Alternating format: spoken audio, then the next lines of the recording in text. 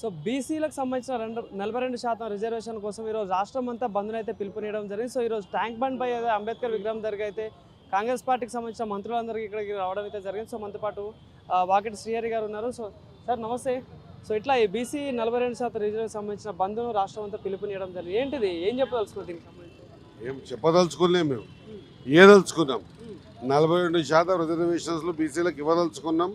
కాబట్టి ఉభయ సభలలో బిల్లుని యాక్సెప్ట్ చేయించి అంపారికల్ డాటా ద్వారా ఈరోజు గవర్నర్ దగ్గర పంపించడం. భారతీయ జనతా పార్టీ ఈరోజు మద్దతు తెలపడము, ధర్నాల్లో కూర్చోవడము, స్పీచ్లు ఇవ్వటం కాదు. చిత్తశుద్ధితో 8 మంది ఎమ్మెల్యేలు 8 మంది ఎంపీలను మోదీ గారిని ఒప్పించి ఖచ్చితంగా మోదీ గారి ద్వారా షెడ్యూల్ 9లో పెట్టించి రిజర్వేషన్ ప్రక్రియకి సహకారం చేయమంటున్నాం. అది కావాల్సింది.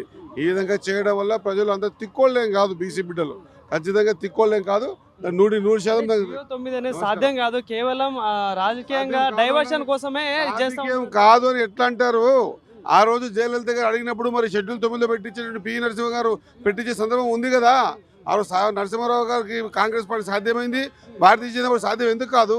పెట్టాలనే ఆలోచన మనసులో లేదు. అంటే మన అసెంబ్లీలో అందరు ఆమోదం తెలపడం జరిగింది, కానీ ఇప్పుడు కేంద్రం దీని విషయంలో ఎందుకు మరి వెనకడుగు వేస్తా ఉంది కావచ్చు? మరి దీన్ని ఎక్కడ 100 అసెంబ్లీ ఆమోదం తెలిపింది, కేంద్రం కూడా ఆమోదం తెలిపే విధంగా ఇంకా ఎంత కార్యాచరణ తీసుకున్నా కూడా సిద్ధంగా కార్యాచరణ చెల్లదంటా ఉన్నారు. జీవన్ ఏం చెప్తారు అసలు? వాళ్ళకు తెలియదండి. టీఆర్ఎస్ నాయకులు 2018లో 50% క్యాప్ లోపలనే ఉంటామని చట్టం చేసుకున్నారు. వాళ్ళకు బీసీల పట్ల ఆలోచన ఎక్కడ ఉంది? వాళ్ళు 50% లోపలనే ఉంటామని అనుకుంటున్నారు, కానీ వాళ్ళకి ఈ విషయం తెలియదు.